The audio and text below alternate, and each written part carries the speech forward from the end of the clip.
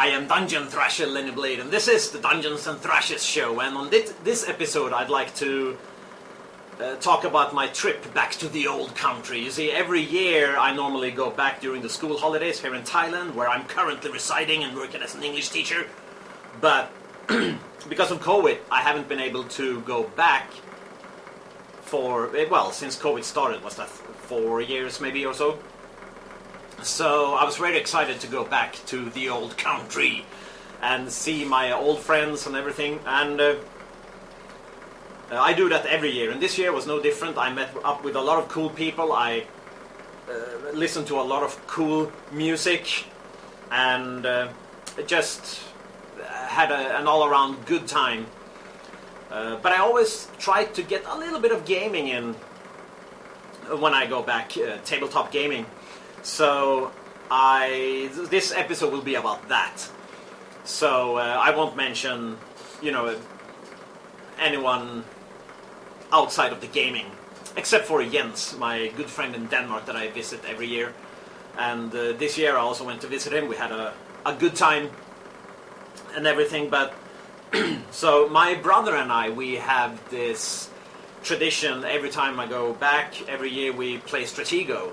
And this year was no different. My brother lives with my mom, so where I stay when I go back. So the very first night, I could hear this knock on the door close to midnight, and I went to open. And he's like, "Stratego?" And I'm like, "Yeah, Stratego." So we had a midnight game of Stratego, and we played quite a few games. But we didn't play as many games as we normally do, simply because we were also playing Samurai, which is this abstract strategy game about controlling Japan. It's a really cool game. It's unfortunately we only got to play the 2-player game. Apparently it's best with 3 or 4 players, I've heard, but we've only played the 2-player game so far. But we're really enjoying it, and I'm sure we'll play it again next year. I also went to see my old friend Eric, which I hadn't seen for years, and we went to college together. And I don't know if you watched my episode on my miniature gaming, then he was in that episode. He was the guy that I played Warhammer 40k with, like without minis. Anyways, so he took me to this local gaming club called The Cellar or something like that, and we played a game of Blood Bowl. And we hadn't played Blood Bowl together for 26 years maybe. I don't know how long. Probably longer. No, I don't know. I think we played in 95 or 96 last time. Anyway, so he played Dark Elves and I played a team of Lizardmen, and I was completely steamrolled. I had no strategy, and my dice rolls were legendarily bad. I mean, we were laughing about it, hours after the game. One of us would mention it and we would just start laughing. Good fun. And he is also a very good player. So even though I think he was trying to hold back a little bit even, but he completely steamrolled me. But it was definitely a good time. And then 2 of his friends arrived to the club, and they have this Stargrave miniature game campaign going already. And they invited me to try Stargrave. So I'm like, okay, yeah, let's do it. So I just copied Eric's team. So I had the same guy, so he could have helped me out quickly with like abilities and things like that. So I don't want to bog down the game for the other guys. And I got this Necromunda feel. I used to play Necromunda back in the day, and I got the same feel, but it felt more streamlined, less saving throws and things like that. It also ran more smoothly, I think, because it's not the traditional, I move all of my guys, and then you move all of your guys, and then he moves, So, those of you who played Stargrave know this already, but so you have a captain, and so you move the captain and the guys surrounding the captain, his troop kind of. And then the next guy move his captain, and then you go to the first mate, and then you move the rest of the guys. So you always have to pay attention to what's going on. There is very, very little downtime in Stargrave. I really like that. I also think that maybe one reason why it felt like Necromunda to me was that we used a lot of Necromunda terrain, I think. So that was great. And then Eric took me to what he calls his cabin in the woods, basically. But it's I was expecting, just a little wooden cabin with a little table and, a candlelight, things like that. But it was actually a really modern house with, it had 2 stories and a cellar and a barn outside and a lot of land and things. So that was cool. So what our plan was to try out a couple of games, me, Eric, and Marilyn, his lovely wife, and but we never got, so we tried Journeys in Middle Earth, and that was that was it. I didn't want to play anything else. I loved it. With the app, I was a little bit on the fence about this game simply because of the app. I'm one of those guys. I'd like if you play a board game and you have to keep staring at an app, I feel like you might as well just play a video game, right? But the app worked. It didn't take away anything from the game, and it was very smooth, and everything was really well done. And I just didn't want to stop to try another game. It was just I wanted to finish the campaign, the core box campaign, and we did. But it took us the whole time we were there, 2 days and 1 night, basically. Well, we did some eating and walking around and things like that. But yeah, it was great. And Marilyn cooked some really cool Mexican food, and Eric made some self-murdered elk meat. So that was also great. Both of them are great cooks. So that was nice. So Journeys in Middle Earth, definitely recommended. Though it doesn't exactly follow canon.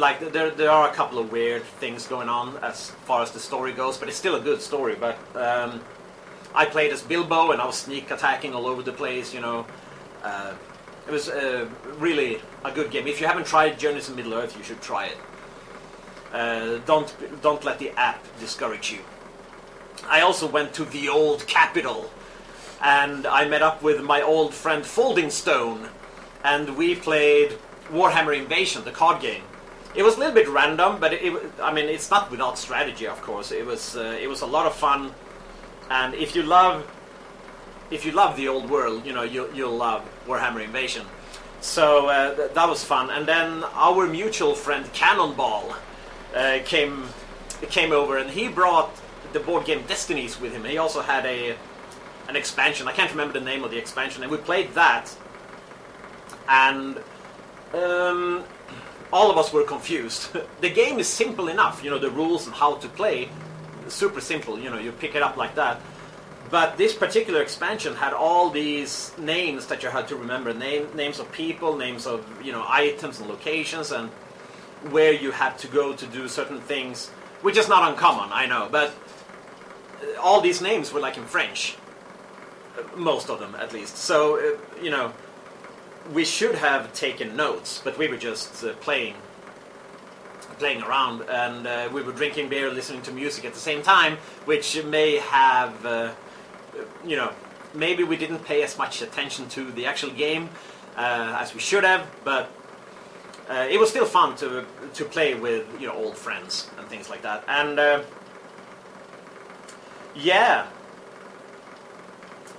that was fun. And then apart from all of this, I also had the time to run the Dragon of Ice-spire Peak, which is the adventure from the Essentials kit for Dungeons & Dragons 5th edition.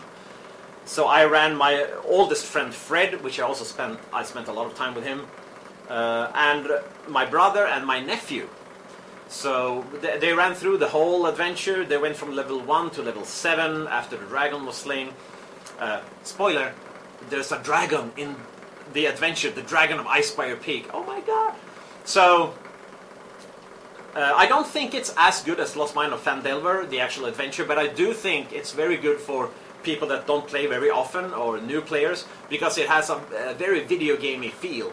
You go to the town hall and there's a job board, you know, and you click, oh, sorry, you pick up, you know, the quest that you want to do, and then you go on that side quest, and you get hints on where the dragon might be. You get some items to help you along the way, magical weapons, things like that. And then finally, when you feel that you are strong enough and you have a good idea of where the dragon is, you just go and slay the dragon. Done. Very clean adventure. I really enjoyed running it. Apart from all these tabletop gaming experiences, I also went to see my old friend Marcus, who also lives, you know, in the kind of in the sticks, but still close to the town, if that makes sense. And we had a lot of fun. We had, you know, good food. We were practicing our slingshots down by the river and things like that. But the gaming part of this is he has a PS4, and if you know me and my channel, my latest PlayStation is a PS2. So for me, it was a little bit of a novelty, right? So we played a lot of the Warhammer 40k games, like the Space Hulk games. And that really took us back, because we used to play Space Crusade back in the day. You know, on the Amiga, you could choose, you had the Blood Angels, Imperial Fists, and Ultramarines, I think you could choose from. Back in the Amiga days. It's obviously a lot more advanced now, and the graphics are great. And it was a lot of fun. We actually, I was surprised that there are so few games that you can play two-player, or as the kids call it nowadays, couch co-op. We used to just call it two-player games, you know, back in the day, because it was always a split screen, almost always. And it was so hard to find good two-player split-screen games offline, you know, for the PS4. But we did find a few. We played a lot of, what's it called, Dirt Rally 2.0, I think. So, or no, that's not split screen. What was the split screen called? Dirt 5, I can't remember. Some rally game. It was really fun anyways. And yeah, that's pretty much all my gaming that I did back in Sweden, the old country, this time around. So this video has gone on for far too long. I was trying to keep it short, but as always I failed. So see you next time.